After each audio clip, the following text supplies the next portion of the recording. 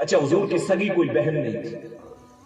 حضور جب بچپن میں حضرت حلیمہ سعدیہ کے یہاں دودھ پینے کے زمانے میں تھے تو اس وقت حضرت حلیمہ سعدیہ کی ایک بیٹی تھی، بعض کتب سیر کے اندر ان کا ذکر آیا ہے، جن کا نام تھا شیمہ یا شیمہ. اب جب حضور نے نبوت کا اعلان کیا پھر مکے سے ہجرت کر کے مدینے آ گئے اور وہ بھی جوان ہو گئی، کسی قبیلے کے اندر ان کا جو ہے نکاح ہو گیا.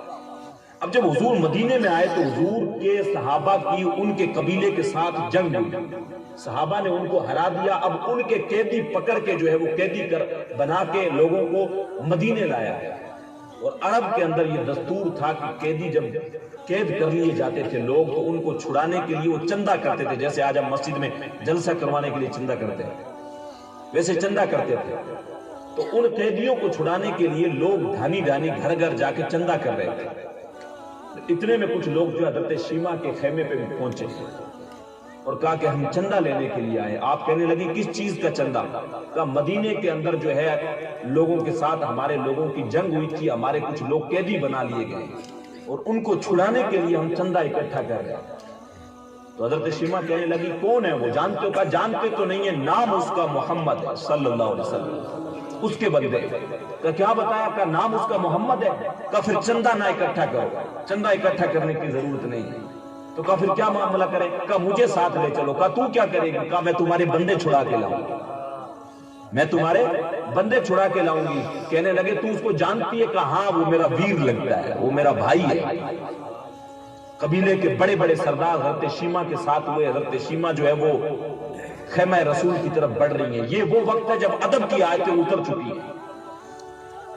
اللہ نے جو ہے وہ قرآن میں علل اعلان فرما دیا، میرے نبی کو پتھر مارنے والوں، کانٹے بچھانے والوں، میرے نبی کو تکلیفیں دینے والوں سن لو، اگر اب میرے نبی کے آواز سے بھی اوپر آواز ہوئی تو ساری زندگی کے اعمال برباد کر کے رکھ دو گے. تمہیں خبر بھی نہیں ہوگی، تمہارے سارے اعمال برباد ہو جائیں گے. لا ترفعوا اصواتکم فوق صوت النبی، میرے نبی سے آواز میں اونچی نہ کرنا. خبردار اگر میرے نبی سے کوئی کام ہو، ملنے آؤ تو ایسے ہی نہ ملنے آ جانا، پہلے بازار جاؤ، کچھ سامان لو، کوئی فقیر ڈھونڈو، صدقہ کرو، پھر میرے نبی کی چوکھٹ پہ آؤ، تمہیں پتہ چلے کون سی چوکھٹ پہ تم آ رہے. یہ وہ وقت ہے جب ادب کی آیتیں اتر چکی ہے. صحابہ ہاتھ باندھ کے حضور کی بارگاہ میں کھڑے ہیں، ننگی تلواریں لے کے حضور کی خیمے کا پہرا دیا جا رہا ہے.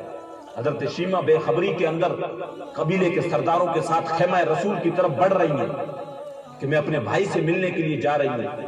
اتنے کے اندر جو صحابہ کرام نے ننگی تلواریں جو ہیں وہ سونت دی، آگے کر دی.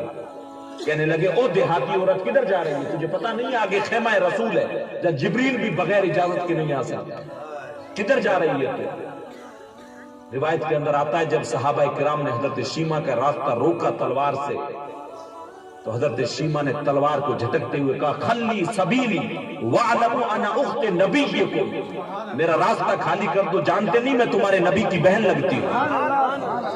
اتنا سننا تھا کہ صحابہ کرام کی پل کے آنکھوں پہ آ گئے، شرم سے ادب سے جو ہے وہ سر جھک گیا اور ہاتھ باندھ کے کھڑے ہو گئے.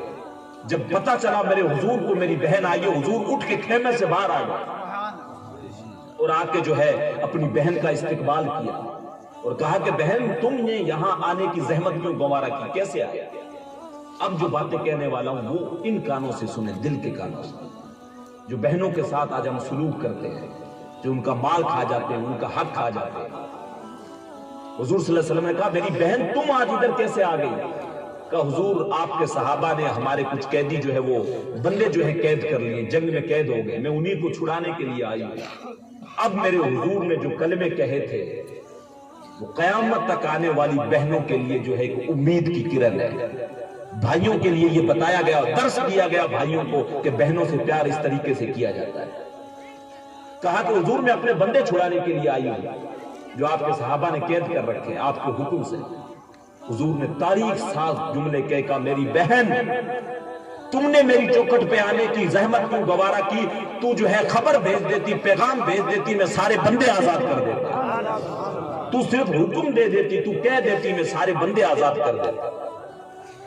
تو جب بہن چوکھٹ پہ آئی تو لوگوں کو یہ پیغام دیا کہ جب بہن دروازے پہ آئے تو بھائی خالی ہاتھ تو نہیں نہ موڑا کرتے.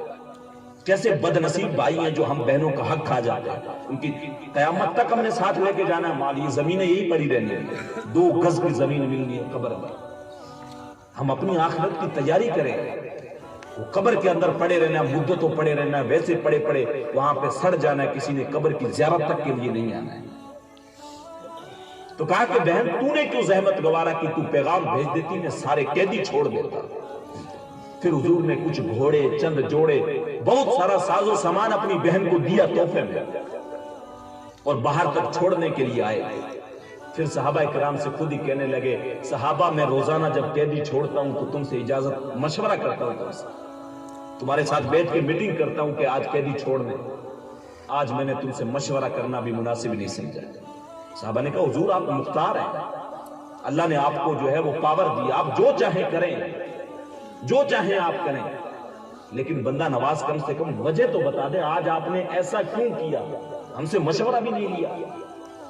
حضور نے پھر تاریخ 7 جملے ارشاد فرمائے.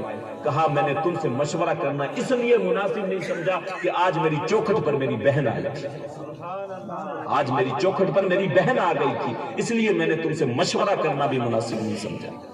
تو بہن کی قدر بھی جو ہے لوگوں کو بتائی، یہ بہن کی قدر ہوتی ہے.